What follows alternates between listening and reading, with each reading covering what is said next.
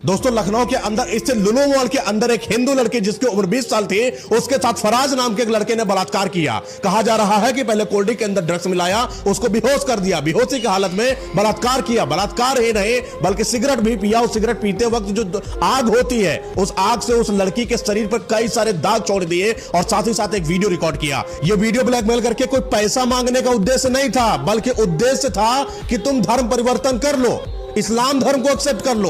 यह घटिया मानसिकता आज भी अपने भारत देश के अंदर, इससे लखनऊ के अंदर देखी जा सकती है। जिस देश के अंदर हर धर्म को जीने की, खाने की, रहने की, पीने की आजादी है, हर कुछ करने की आजादी है, उस देश के अंदर किस तरीके से धर्म परिवर्तन की बात करी जा रही है, यह सोचने पर मजबूर कर दी है। यह क्वेश्चन उठाती है उस घटिया मानसिकता पर जो आज भी लखनऊ के अंदर पनपती हुई दिखाई पड़ रही है। मां बाबा योगी आदित्यनाथ जी से बोलना चाहता हूं कि जब भी मैं किसी अदर स्टेट में गया हो, जब भी कोई ऐसा कांड होता है, हर एक इंसान बोलता है कि काश मेरे स्टेट में बाबा जी की सरकार होती तो आज ये घटिया हरकत नहीं हो रही होती।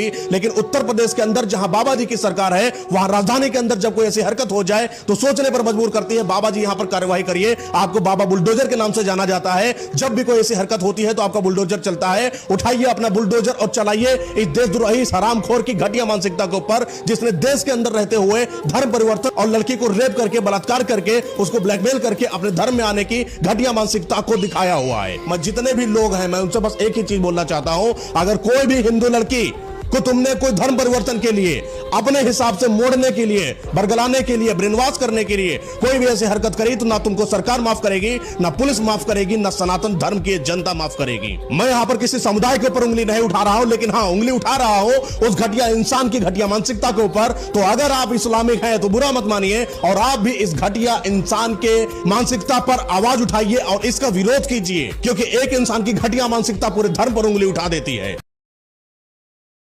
दोस्तों लखनऊ के अंदर इससे लुलु मॉल के अंदर एक हिंदू लड़की जिसकी उम्र 20 साल थी, उसके साथ फराज नाम के एक लड़के ने बलात्कार किया। कहा जा रहा है कि पहले कोल्ड ड्रिंक के अंदर ड्रग्स मिलाया, उसको बेहोश कर दिया, बेहोशी की हालत में बलात्कार किया। बलात्कार ही नहीं बल्कि सिगरेट भी पिया। उस सिगरेट पीते वक्त जो आग होती है, उस आग से उस लड़की के शरीर पर कई सारे दाग छोड़ दिए और साथ ही साथ एक वीडियो रिकॉर्ड किया। यह वीडियो ब्लैकमेल करके कोई पैसा मांगने का उद्देश्य नहीं था, बल्कि उद्देश्य था कि तुम धर्म परिवर्तन कर लो, इस्लाम धर्म को एक्सेप्ट कर लो।